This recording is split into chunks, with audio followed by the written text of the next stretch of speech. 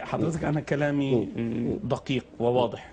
أنا قلت أنه ليس من الشرع أن نعلق المشروع الإسلامي بشخص أو بكيان.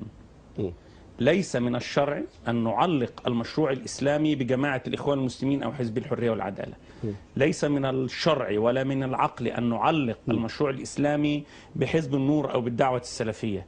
ليس من الشرع أن نعلق المشروع الإسلامي بالمهندس خيرت الشاطر أو الدكتور عبد المنعم أبو الفتوح أو الشيخ حازم أبو الإسماعيل أو الدكتور سليم العوة أو أي شخص كان، لأن المشروع الإسلامي أكبر من كل هذه الكيانات ومن كل هؤلاء الأشخاص. اسمح لي يعني أنا أتحدث معك في نفس السياق. في أول الحلقة قلت أن مصر تنهار، نعم، وأن جماعة الإخوان المسلمين هي التي قادرة على عدم انهيار مصر أو يعني الاستمرار في هذا الانهيار، وكأنك علقت يعني حالة عدم الانهيار المصري بجماعة الإخوان المسلمين أو بخيرت الشاطر. يعني ألا يتناقض الكلام مع بعضه البعض؟ لا، لأن حضرتك لم تسألني ما هي مظاهر الانهيار. لم تسألني كيف ستمنع جماعة الإخوان المسلمين هذا الانهيار. وأنا لا أعلق المشروع الإسلامي بجماعة الإخوان المسلمين.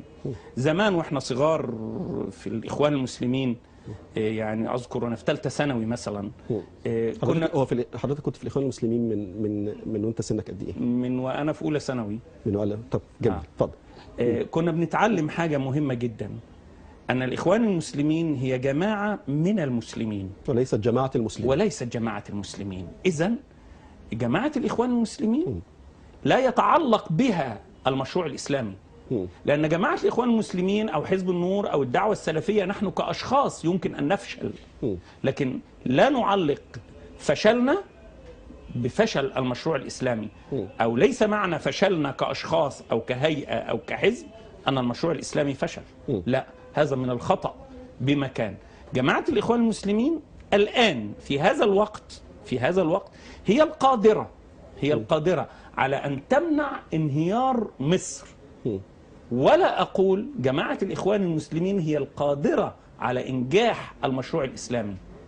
المشروع الإسلامي لابد أن يتضافر فيه الجميع. كل من يحب هذا الدين لابد أن يضع يده في يد البعض ويتعاونوا لرفع هذا المشروع، سواء بقى الإخوان المسلمين مع النور، الدعوة السلفية مع حضرتك قلت ان انت ما سألتش عن